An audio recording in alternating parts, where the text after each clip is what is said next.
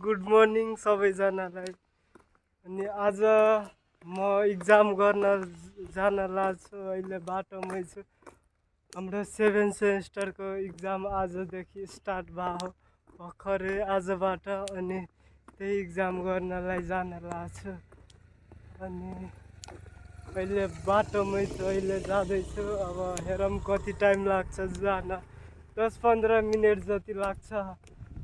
अब बाटोहरूमा यता हेर्न सक्नुहुन्छ, घरहरू छ, साइडहरू त्यस्तो बजार जस्तो छैन यो। हामी अहिले उखुबारीतिर बस्छौँ। म लुम्बिनी फुटबल एकाडेमीमा बस्छु। अनि यहाँबाट 10-15 मिनट जान लाग्छ क्याम्पस। त्यही हो, अब जाँदैछौँ। अब उता क्याम्पस गएर देखाउँछौँ। अलि उतातिर बजार एरिया छ, यतातिर गाउँ एरिया छ, त्यही भएर अब उता गएर देखाउँछौँ।